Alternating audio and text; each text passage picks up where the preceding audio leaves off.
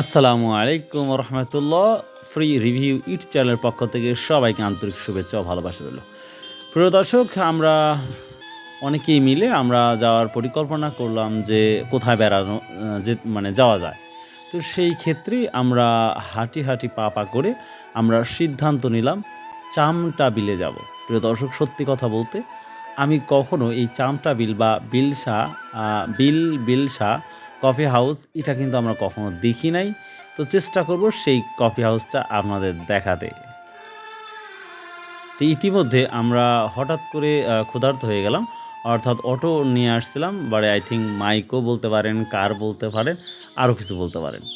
তো ক্ষুধা লাগার সঙ্গে সঙ্গেই তো আমার একটা বন্ধু ছিল বা আমার এক কলিগ ছিল বা আমার একটা শিক্ষক ছিল পাশে।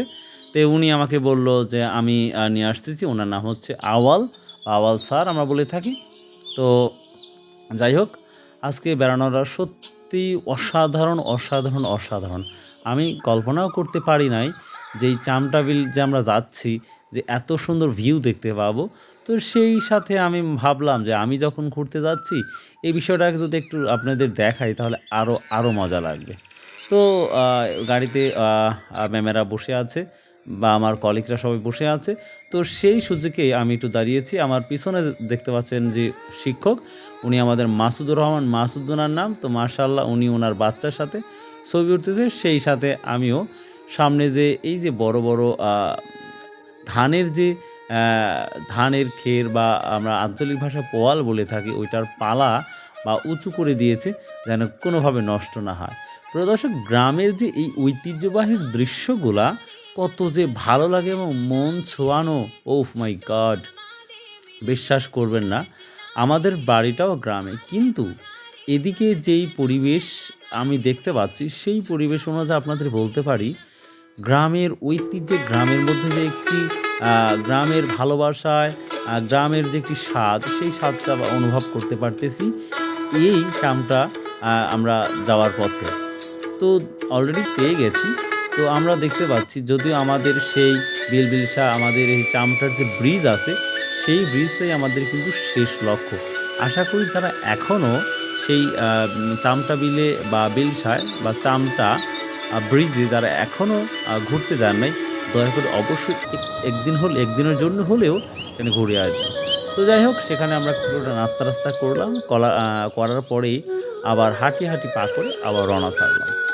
তো প্রিয় দর্শক, আমি যতদূর চোখ যাচ্ছে ততদূর পর্যন্ত আমরা দেখতে পাচ্ছি সবুজ ঘেরা মাঠ।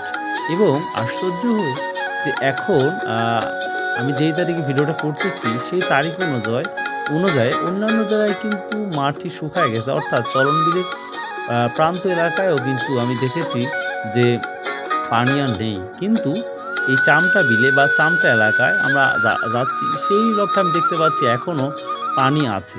তো প্রিয় দর্শক, তার আগে একটা সুখবর আমরা দিই। অলরেডি কিন্তু আমরা সেই চামটার যে ব্রিজ আছে মাঠের মধ্যে, সেই ব্রিজটা কিন্তু ইতিমধ্যে পেয়ে গেছি। বা এই যে সামনে দেখতে পাচ্ছেন কফি হাউস, এই কফি হাউস অবশ্যই আপনাদের দেখাবো। এই কফি হাউস সম্পর্কে আলোচনা করব। সুন্দর একটি কফি হাউস দেখে অনেক ভালো লাগতেছে। তো যাই হোক, ইতিমধ্যে কিন্তু আমরা পৌঁছলাম এবং সেই সাথে আমি নামলাম।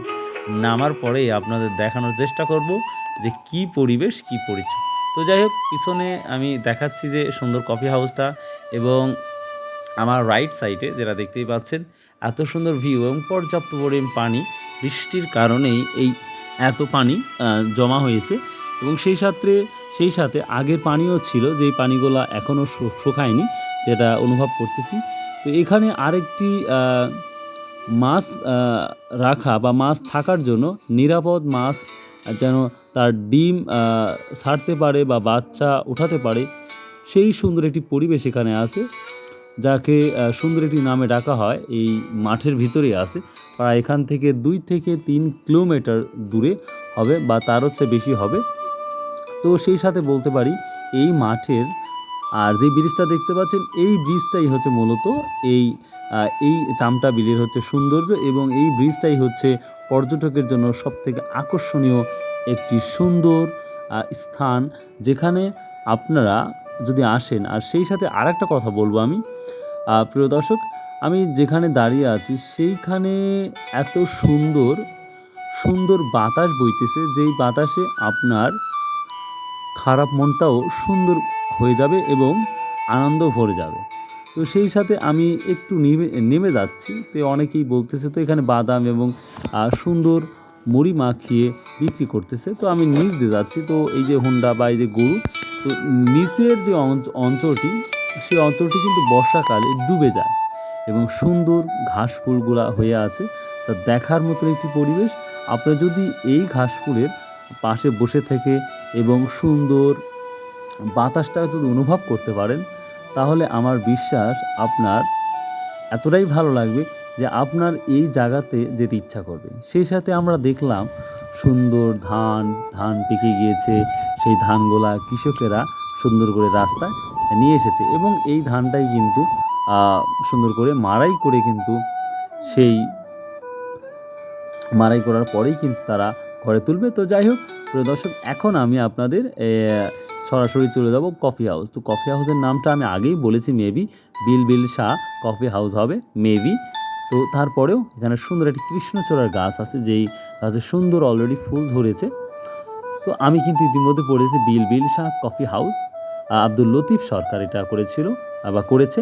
তো প্রিয় দর্শক, আমরা এত দ্রুতই গিয়েছিলাম এবং খুব তাড়াহুড়া করে চলে আসছি, যার জন্য এই কফি হাউসে আমরা এক কাপ চাও খেতে পারি নাই। সো বড়ই আফসোস বা বড়ই দুঃখ। তো ব্যাপার না, আমি আজকে আপনাদের যেয়ে দেখাবো যে কী অবস্থা এই বিল শাহ কফি হাউসের। খুব সুন্দর পরিবেশ। আমার রাইট সাইড এবং লেফট সাইডে আমি যদি দেখাই আপনাদের, সুন্দর সুন্দর ছোট ছোট ঘর আছে বা সুন্দর বসার যে প্লেস আছে। চারটা করে চেয়ার আছে বা 4টা বা 6টা করে। এই যে বিল শাহ কফি হাউসের বুক, এখান থেকে আপনারা অর্ডার করতে পারবেন আপনার কী দরকার, সুন্দর করে প্রসেস করা আছে। এবং এখানে যদি আপনি বসে থাকেন, আদার সাইড থেকে আপনি যে সুন্দর ভিউ এবং স্পেশালি দৃশ্য দেখতে পাবেন, যা অভাবনীয়। যারা এখনও গুরদাসপুর থেকে এই বড়াইগ্রাম চামটা অঞ্চলে বা এই মাঠে এখনও যারা যান নাই, দয়া করে একটা বার হলেও আপনারা ঘুরে আসবেন, যা আপনার মনকে সুন্দর এবং পরিষ্কার পরিচ্ছন্ন করে আপনার হৃদয়কে 100% উৎফুল্ল করে দেবে আমার বিশ্বাস। তো প্রিয় দর্শক, এই কফি হাউসের মধ্যে সুন্দর পরিবেশে বসার জায়গা প্লাস সুন্দর ভিউ আছে, যেটা আপনি আপনার সঙ্গী বা আপনার বন্ধুবান্ধব নিয়ে গেলে অবশ্যই নিঃসন্দেহে আপনার এখানে ভালো লাগবে এবং ভালো রাখতে বাধ্য হবে। তো প্রিয় দর্শক, একেবারে শেষ পর্যায়ে আমি ভিডিও করে শেষ করেই কিন্তু বের হলাম।